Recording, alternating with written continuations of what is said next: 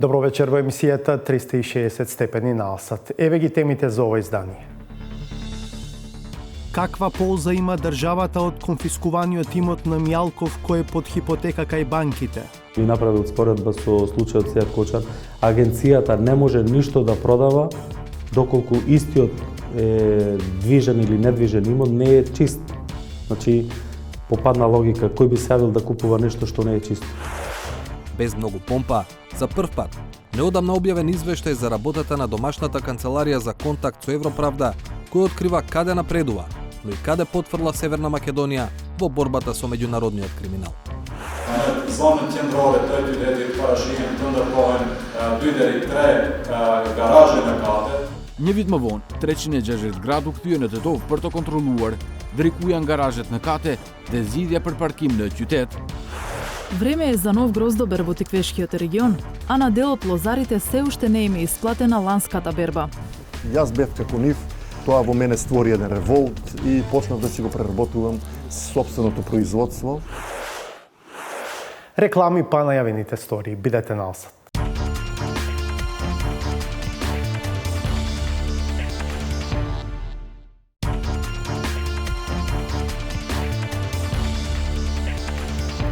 Ова е емисијата 360 степени. Каква полза ќе има државата од конфискуваниот имот на Сашо Мјалков, од кој, како што објавивме пред неколку недели, дел е под хипотека кај банките? Предметната обвинителка Лиле Стефанова вели дека се раководела од принципот да го открие целиот нелегално стекнат имот на Мјалков и да му го одземе. За неа прашањето за неговата вредност е второстепено. Но директорот на Агенцијата за управување со одземен имот Фато Насани, влечејќи паралела со случајот Труст со Сејат Кочан, јавно прашува кој би купил имот што не е чист. Славица Филиповска повеќе на оваа тема. Парите, акциите и недвижниот имот на поранешниот шеф на тајната полиција Сашо Мјалков, конфискувани во предметот Империја, веќе се префрлени на име на Република Северна Македонија и на Агенцијата за управување со одземен имот. Чекорот следува откако во јули обвинителството за гонење на организиран криминал и корупција објави дека постигнало спогодба со Мјалков. Тој призна вина за злосторничко здружување и противправно стекнување имот, за што доби 3-годишна казна затвор, а државата му конфискуваше 6 милиони евра во пари и 30 милиони евра во имот. Парите и акциите веќе се на контото на агенцијата. Недвижниот имот се уште не е целосно проценет, бидејќи Бирото за судски вештачења поединечно ги чешла имотните листови за да утврди која е вредноста на имотот во овој момент. Намерата на агенцијата е откако целосно ќе заврши проценката, ако може имотот да се продаде. Сепак, ние како агенција можеме да продаваме само чист имот. Првите проценки кои што ќе ги имаме дека се чисти, откако ќе го комплетираме целиот случај, сигурно би ги продавале. Но во конфискуваниот имот на Мјалков не е се чисто. Запленети се и станови кои се под хипотека кај банките, а за кои агенцијата засега нема идеја каква полза би донеле за буџетот. Затоа се важни многу и проценките, да видиме која е проценката и која е хипотеката. Колку вреди тоа земјиште, колкава е хипотеката, за да може да се оди понатаму. Предметната обвинителка Лиле Стефанова пред еден месец за 360 степени кажа дека го конфискувала целиот скриен имот што обвинителството го открило во Империја, а со кој Мјалков се стекнал во периодот за кој е осуден. Поради законската обврска да конфискуваат се што е стекнато на незаконски начин, обвинителката Стефанова вели дека е конфискуван и имот под хипотека. Вредноста на имотот, изразена во пари, во време на замрзнувањето, зборуваме во временото замрзнување, е една вредност. Која вредност ќе утврди агенцијата сега, откако пресудата ќе треба да ја спроведе, таа е вредноста која треба да имаме во предвид како вредност на одземениот имот од Сашо Мјалков. Јас се држев и се уште се држам и сметам дека е тоа правно исправно до тоа да го лоцирам и обезбедам имотот со кој се стекнал Сашо Мјалков. А вредноста на тој имот ќе ја покаже агенцијата кога ќе го процени, а потоа по одлука на влада ќе одлучат дали ќе го користат државата или ќе биде продаден. Директорот на агенцијата, Фато Насани, беше воздржан во одговорот на прашањето за конфискацијата на имот под хипотека. Сепак, вели, квалитетот на извршувањето зависи од квалитетот на пресудите. За нас тоа е проблем. Меѓутоа не е наша работа што тие треба да конфискуваат или не треба да конфискуваат. сепак ние не сме обвинителство. Друг куриозитет е што во запленетиот имот на Мијалков има и недограден хотел, заеднички имот во зграда или земјиште со намена која не е од непосредна полза на државата. Например, во Гевгелија запленета е парцела близу границата, чија намена е изградба на казино. Видете, ние нит сме истражна агенција, ние само спроведуваме тоа што е спроведливо. Меѓутоа, не сме биле ние во самиот процес вклучени додека се конфискувало или не е ни наша работа. Тоа не е секако дека тоа треба да си обратат посебно внимание судските власти. Исто така конфискуване е имот во градба на Скопскиот плоштад, а нема изгледи дека зградата за брзо ќе биде готова. Што ќе прави државата со тој имот? Видете, таму затоа реков дека ќе ги чекаме проценките. Едно и друго, кој имот колку е чист. Значи не може да се, пак сега би правам споредба, би направил споредба со случајот Сејат Кочан. Агенцијата не може ништо да продава доколку истиот движен или недвижен имот не е чист. Значи, попадна логика, кој би се јавил да купува нешто што не е чисто? Или каде што би добил имотен лист, каде што во прибелешка би го пишувало на некој друг. Тогаш кој е кјарот од конфискацијата? Видете, тоа треба да се обратите во судовите. Ние како агенција извршуваме тоа што ни е наложено. Иако извршливо. Уште поинтригантно е тоа што во Охрид на Мијалков му е одземен идеален дел од земјиште под објект, како и дел заеднички простори, ходници и скали. Има известување до сите тие собственици, не знам, ете рековте самите дека има некои удели таму на ходници и слично. Сепак тоа треба да се седне да се разговара со другите собственици на тие. Ја колку што знам, мислам дека во Охрид се конфискувани 2 станови, ако не грешам.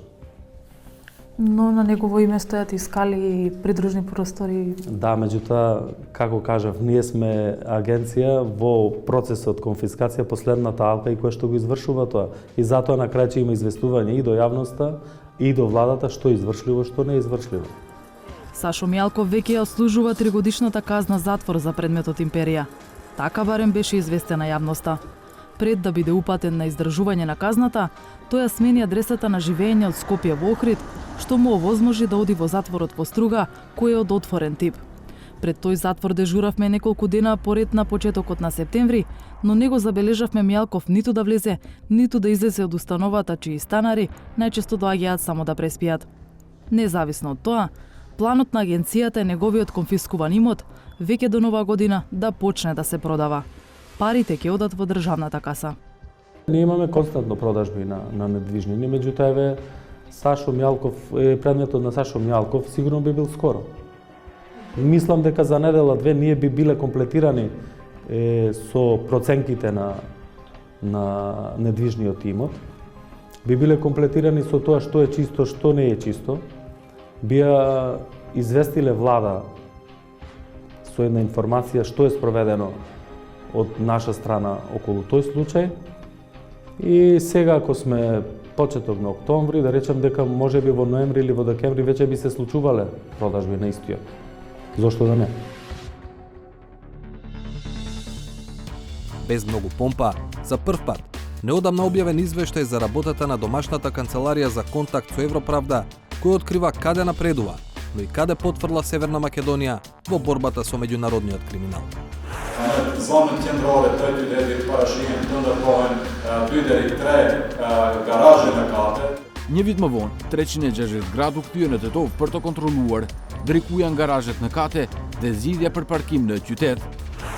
Време е за нов гроздобер во Тиквешкиот регион, а на дел од лозарите се уште не им е исплатена ланската берба. Јас бев како нив, тоа во мене створи еден револт и почнав да си го преработувам сопственото производство. Нема поголем град во земјава што нема проблеми со паркирањето, но се чини дека Тетово е најтипичен пример за тоа. Таму се паркира на втората лента на главните булевари, а казните и пајакот засега не помагаат да се воспостави ред. Јавното претпријатие за транспорт почна да објавува фотографии од автомобили паркирани на автобуските постојки со надеж дека јавниот срам ќе ги помести работите. Но во Тетово не недостига само сообраќајна култура, туку и паркинг простор. Затоа сите кандидати за градоначалник на ланските избори ветуваа решенија главно преку изградба на катни гаражи. Докаде се оние што ги вети победникот Билјалка Сами, провери колегата Хекурена Кифи. Vitin e kaluar në këtë kohë, fushata parazgjedhore përzgjedh lokale ishte në fund. Të gjithë kandidatët në Tetov premtuan garazhe në kate si zgjidhje për problemin e zjarrt të qytetit, parkingun. Zgjidhje nëntoksore për sa I përket vendosjes së makinave. Të ndërtimit të garazheve nëntoksore në sheshin e qytetit. Në 4 hyrjet kryesore të qytetit kemi parkinget e mëdha. 3 katni garazhe. Në zonën qendrore të qytetit parashihen të ndërtohen 2 deri 3 garazhe në kate. Të gjithë premtuan, por vetëm një mund të fitoj. Një vit më vonë, 360 gradu kthye në Tetov për të kontrolluar drejkujan garazhet në kate dhe zgjidhja për parkim në qytet.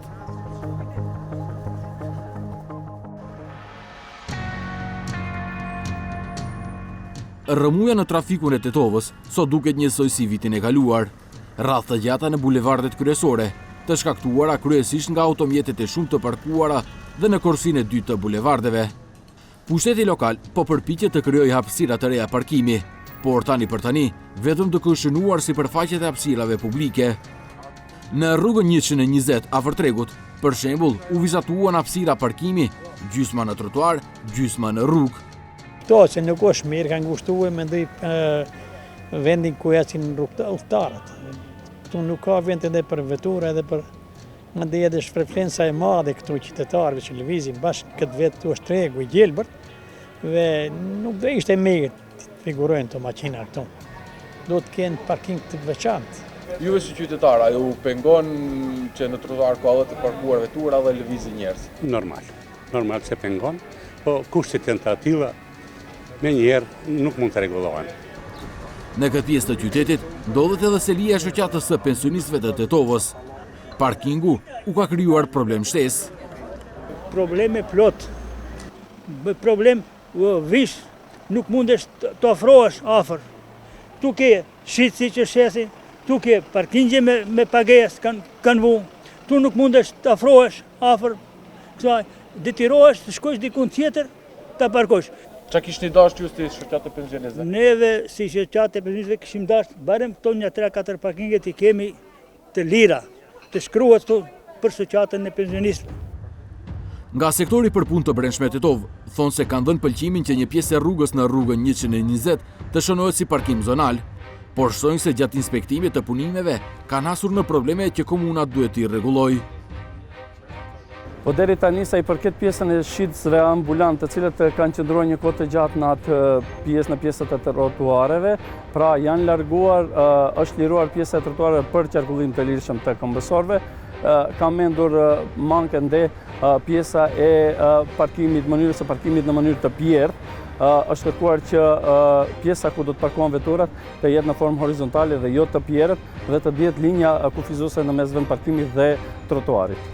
Ndryshe nga rruga 120, ku janë të shënuar parkingje në trotuar, në një rrugë tjetër, Strasho Pinxhur është bërë një korsi shtesë që nuk zë pjesë të trotuarit. Qytetarët që janë këtuam në këtë rrugë thonë se kjo nuk është zgjidhje për Tetovën. Mislim дека катната гаража најдобро нешто што би требало за Тетово да има. Така да другиве паркинзи, сето тоа е моментално со пораки што се праќаат. Мислам дека е некој решение, али не е доволно за Тетово. Nuk ka dësht. Do të bëjmë me kate, me shu, jo vetë ki, edhe tjerët. Ma në fund se në bënë kur gjani. Deri ku janë garazhet në kate të premtuara në zgjedhjet e vitit të kaluar, ishte pyetja kryesore që I drejtuam kryetarit e komunës Bilal Kasami. I pari I qytetit u përgjigj se po punon për to. Në fazën përfundimtare e studimit fizibilitetit për 2 garazhe në kate, të cilat duhet të përfundojnë në vitin 2023. Dhe që do të krijojnë 1500 vende të reja parkimi. Bëhet fjalë për ndërtime, që bëhet fjalë pra për prandaj thash se procesi është pak më kompleks. Më lehtë arrijmë ne që të krijojmë parkingje shtesë në pjesën zonale të qytetit edhe në parkingjet e mbyllura, ku megjithatë duhet disa intervenime në pjesën e infrastrukturës. Dhe prej nga parat për garazhet kur komuna është në borxhe, zgjidhja sipas kryetarit është në partneritetin publik-privat. sa i përket garazheve në kate, pra ne besojmë që deri në fund të vitit do të kemi përzgjedhur partnerin privat me të cilin brenda vitit 2023 do të realizohet ndërtimi i këtyre garazheve dhe urojmë që në periudhën më të shpejtë brenda vitit 2023 atë të njëjtat të jenë në funksion për qytetarët. Derisa të ndërtohen garazhe në kate në Tetov, me siguri do të ketë parkingje të reja në hapësirat publike. Kasami premton se ato vende parkimi nuk do të shkojnë në kurriz të gjelbrimit, shembull që ka ndodhur së fundmi në qytet. Bëhet fjalë për një pjesë të pa organizuar të qytetit e cila edhe me plan urbanistik ka qenë parapar të jetë parkim zonal, por që fatkeqësisht menaxhmenti paraprak nuk është kujdesur për atë hapësirë dhe ndërkohë kanë dalë drunjë të ndryshme apo shkure të ndryshme, të cilat pra ne me rregullimin e asaj pjese ne e shndruam ashtu siç është edhe me planin detaj pra në parkim. Pra nuk bëhet fjalë për ndonjë pjesë të organizuar të gjelbrimit apo të parkut ku ne kemi prerë drunjë apo kemi shkatruar, kemi dëmtuar pra gjelbrimin. Edhe pse nuk ka vende të mjaftueshme parkimi, tetovarët nuk dalin nga makinat e tyre. As gjobat nuk e ndryshojnë fotografin.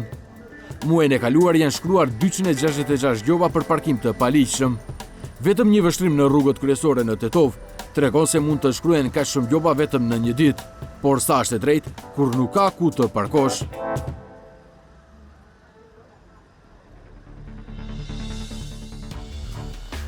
Вие сигурно пазарите.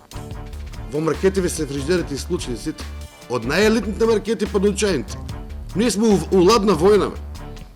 У ладна војна сме. Саботажа.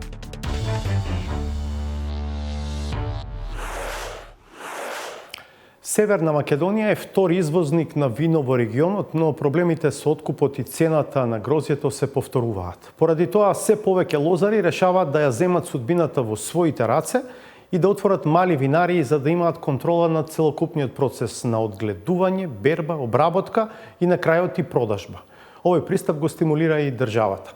Славица Флиповска со сторија за семејните винарии од Тиквешкиот регион. Време е за нов гроздобер во Тиквешкиот регион, а на дел од лозарите се уште не им е исплатена ланската берба. Револтирани од децениските перипетии, изгубиле верба дека нешто ќе подобрат ако се пожалат јавно. За дел од нив пак, ова било поттик сами да побараат чаре. Во последните 3 години, само во Тиквешијата се регистрирани околу 40 семејни винари. Тоа значи дека секој регистрирано семејство засебно се грижи за целиот процес, од обработка и берба на лозјето до производство и пласман на вината. Имаат и своји брендови.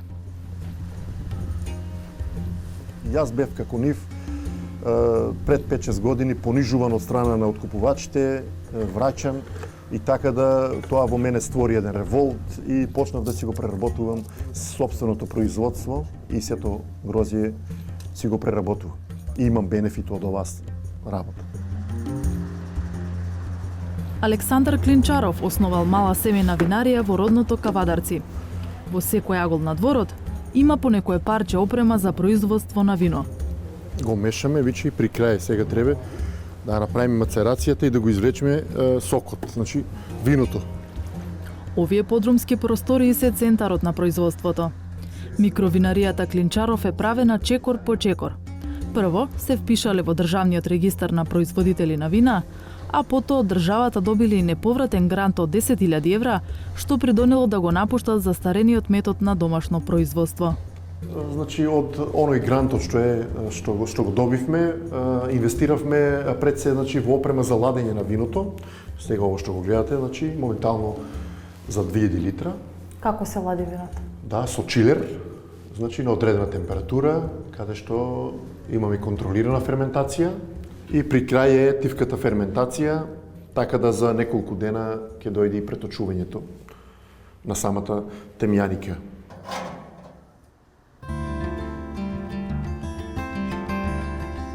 Семејната куќа на Јаковлевски е уште една локација од каде виното со нивното презиме се дистрибуира за продажба, а може да се купи и од праг. За производството се грижи најтесниот круг на фамилијата. Во производството на нашите вина пред се има многу љубов.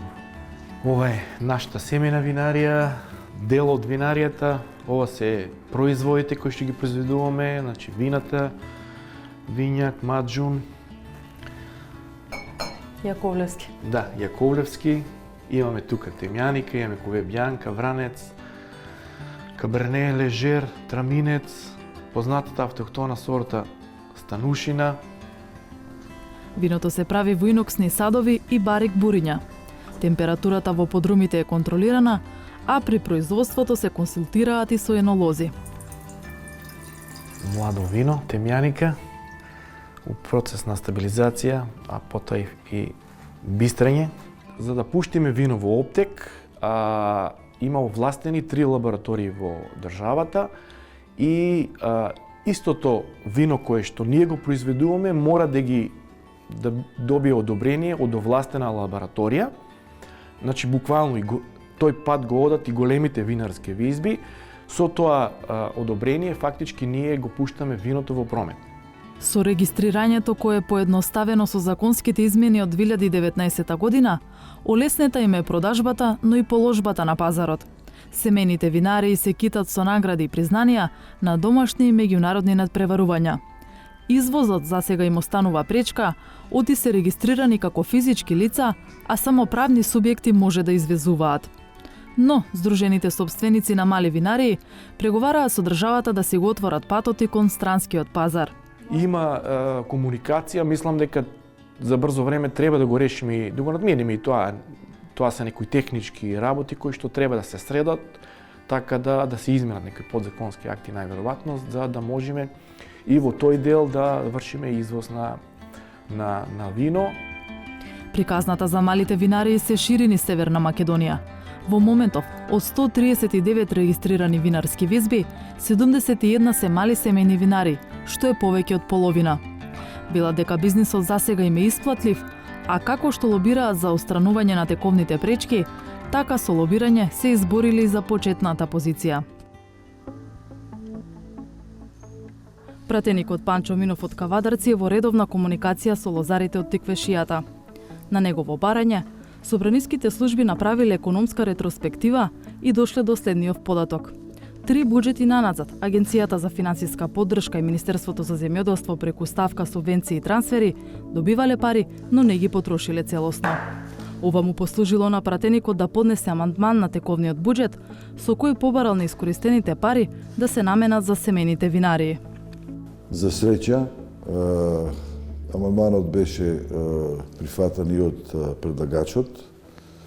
Амандманот беше прифатен 100% од делот на Комисијата за финансирање и буџет и истото како составен дел на буџетот беше и донесено. Потоа, врз основа на тоа, се направи програма за условите и критериумите за доделување на тие грантови и многу од семејните винарии на број 24, значи беа корисници на овој грант. Ресорното Министерство за земјоделство ја унапредило првичната поддршка. Сега семејните винарии се дел од редовна програма на Министерството и досега вкупно 59 од нив добиле неповратен грант од 10.000 евра. Сега тие влегуваат во инвестиција токму во периодот пред откупот и верувам дека тој тренд ќе биде запазен и натака. Оваа програма ќе имаме и 2023 година за поддршка на стартап винариите, заради тоа што бројот расте. Како ги контролирате? Исто како сите останати оператори за храна. Тие ги исполнуваат сите услови и нивната храна и нивните пијалоци се безбедни, проверени од агенцијата, контролите се унифицирани, тие ги исполнуваат стандардите и затоа само го олеснуваме процесот на регистрирање како оператори во агенцијата. Малите винарии претходната недела подпишаа меморандум за соработка со големи винарии. Министерот Николовски вели дека винскиот сектор е важен, оти Северна Македонија е втор најголем извозник на вино во регионот, што значи 60 милиони евра девизен прилив. Тој потврдува дека се работи да им се овозможи на малите винарии да се пробијат на странскиот пазар. Новата програма во 2023 ќе биде поддршка и за задруги. Здружувањето, единството, окрупнувањето ќе донесе до да можат сите овие локални производи да се најдат и на европските маркети, на светските пазари. Ова е наредно кое што треба да го решиме, како да извезуваат, но на крајот и како да бидеме препознаени, како Република Северна Македонија и македонското вино да биде препознаено во Европа и светот. Во исчекување на засилена кампања за вински туризам, собствениците на семејни винари не се плашат со малите бизниси да имаат големи амбиции. Тие ги поттикнуваат лозарите да се обидат да инвестираат и гордо родниот крај го споредуваат со италијанска Тоскана, која патеме на слична надморска височина како Тиквешијата. Со поглед на Тиквешкото езеро, со поглед на планината Вишешница, со поглед на врвот Орле. Значи прекрасен поглед и ова наликува на македонската Тоскана. Грозјето е многу квалитетно што се добива, има изразени одлични киселини, изразени високи шеќери, така да од тоа произлегува доста квалитетно вино.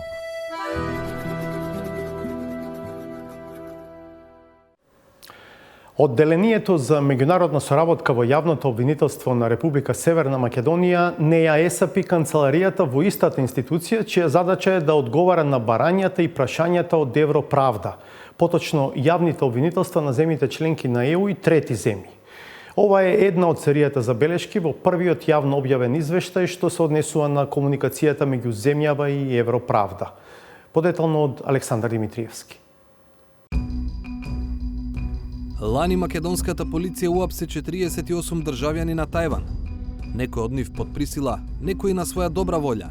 Преку земјава вршеле електронски измами и изнуда на пари. Сите 48 лица на барање на Тајван беа вратени во нивната матична земја. Целата акција беше можна само поради соработката преку Европравда, тело за координација на истраги за меѓународен криминал меѓу земјите членки на ЕУ, но и трети држави. Без многу помпа, за прв пат, неодамна објавен извештај за работата на домашната канцеларија за контакт со Европравда, кој открива каде напредува, но и каде потврла Северна Македонија во борбата со меѓународниот криминал.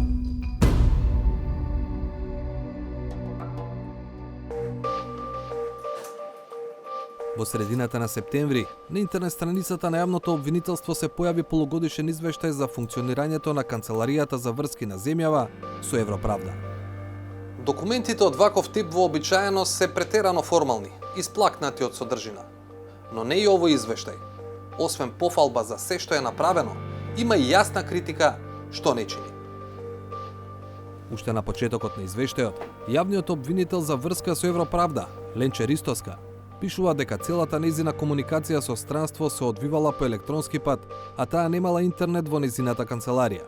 Затоа работела од дома. Делот од извештајот што загрижува уште повеќе е констатацијата дека делови од самата структура на јавното обвинителство не афирмаат канцеларијата за односи со Европравда. Во првата половина на 2022 година продолжи отежнатата соработка со Одделението за меѓународна правна помош при јавното обвинителство на Република Северна Македонија. И во речиси сите предмети за кои е побарана информација, јавниот обвинител за врски нема добиено повратен одговор.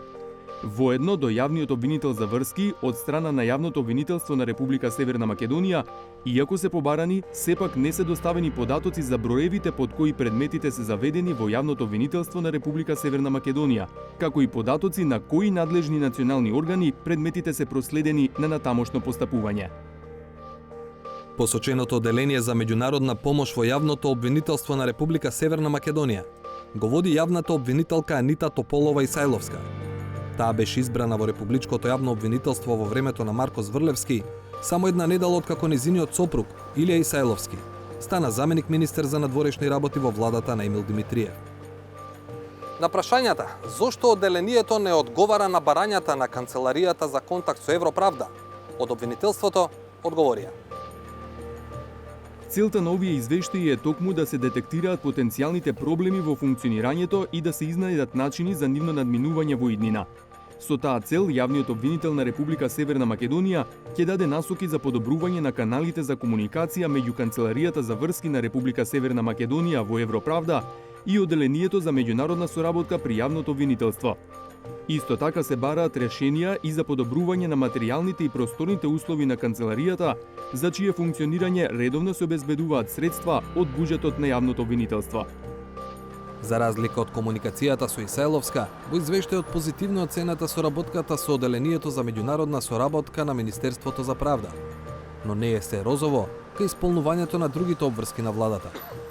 Земјава лани донесе закон за меѓународна соработка, кој го регулира статусот на Канцеларијата за контакт со Европравда и јавниот обвинител што ја води канцеларијата. Иако требаше, ниту се донесени потребните подзаконски акти за статусот на канцеларијата, ниту обвинителката Ленче Ристоска е формално избрана на функцијата која патем би требало да се извршува од седиштето на Европравда во Хаг. За тоа колку е важна правдата, првиот човек на ресорот правда и универзитетски професор токму по кривично право, Никола Тупанчевски, говореше на првиот академски час на правниот факултет. Имаше задача да ги инспирира студентите да учат право, стоејќи во друштво на колега професор кој е под кривичен прогон.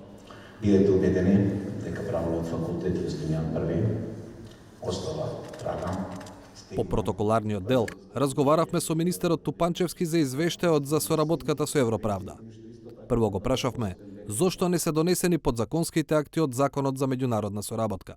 Во право сте дека една година се досни, се почитуваат рокови, и тоа го сваќаме како конструктивна забелешка, сугестија. Уште еднаш, еве јас како министер за правда ќе утврдам зошто и во овој период кој што требаше да биде според закон, не беше донесен подзаконскиот акт кој што ни е нужен за покомплексна, поконкретна реализација на одредбите од Законот за меѓународна соработка во кривична материја. Значи, подзаконскиот акт треба да биде донесен од страна на Јавното обвинителство на Република Северна Македонија во соработка со Министерството за правда. Моите последни информации говорат дека е во завршна фаза. За изборот на представник за комуникација со Европравда, согласно законот, Тупанчевски одговори дека и тоа прашање наскоро ќе се реши. Факт е дека имаме одлична соработка со Јавното обвинителство и верувам дека штом заврши мандатот, ќе има нов човек кој што ќе биде со... За Хаг зборуваме? Да, за Хаг зборуваме. Така што зборот ми е, значи, апсолутно и досегашната работа на досегашниот представник мора да ја пофалиме, кој што навистина на високо професионално ниво ја обавуваше. Така што верувам дека ќе имаме континуитет во таа насока. Иако изјавата на Тупанчевски како да сугерира дека обвинителката Ленче Ристоска нема да биде формално избрана за представник во Европравда и дека ќе дојде нов човек, министерот објасни дека не најавува нејзина смена и дека е задоволен од нејзината работа. Голем чекор е самиот факт што земјава има обвинител за контакт со Европравда, бидејќи обврската превземена во 2009 година почна да се почитува дури во 2018 година, токму со поставувањето на Ристоска. Од тогаш расте и бројот на отворени предмети за меѓународен криминал во кои соработуваат домашните и обвинителствата на други земји. Ако во 2018 година имало вкупно 21 предмет, во 2021 тие пораснале на 77. Во првите 6 месеци од годинава пак веќе има 61 предмет на кој работела канцеларијата. И министерот за правда Тупанчевски и кабинетот на јавниот обвинител Љубомир Јовески велат дека токму овие бројки се доказ дека канцеларијата работи добро. Но како што се забележува во извештајот, најголем дел од тие предмети се поттикнати од странство, а се поретко и обратно. Се покажа недостаток на проактивен однос на домашните надлежни органи за користење на механизмите кои ги нуди Европравда, што е искажано и со намалениот број предмети во кои од надлежните органи на Република Северна Македонија е побарана асистенција од Европравда во однос на претходната година. Според оваа оценка во извештајот, треба да се очекува и во иднина да има понекоја акција како со тајванците, во која македонската полиција апси криминалци под истрага на странски држави. Многу помали се шансите за обратното. Органите на други држави да апсат лица кои се под истрага во Северна Македонија.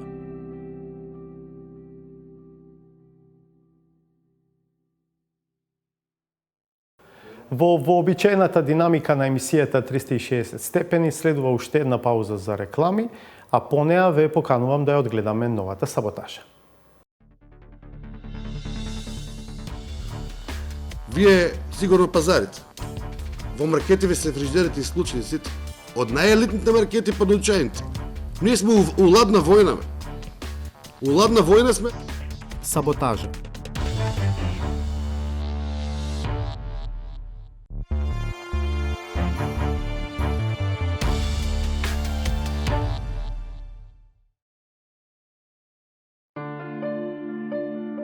Премногу познавање на материјата може само дополнително да ја искомплицира ситуацијата и да ги ослабне позициите.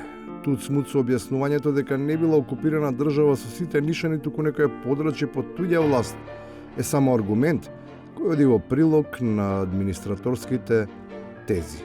Иако Македонија не била држава, била во склопот на Југославија како Вардарска бановина, меѓутоа територијално опстојувала со своји ингеренции со своји работи за кои што таа постоела како таков со своја историја и така натаму. Овластување да ги толкуваат историските собитија треба да имаат само лиценцирани автори, оти како трнала работата. Македонската јавност постојано ќе се изненадува од сведоштва за нови научни откритија, кои во целост ја менуваат представата за светското наследство. Тоа што сме учеле во осмолетка во гимназија, некои на факултети, за Питагоран триаголник и теоремата, и тоа го земало од Египет. И ако почнеме да кој знае како ќе завршиме, или Хераклит, све што сме читале во 142 негови фрагмента, све има препишано од Персија и од Индија.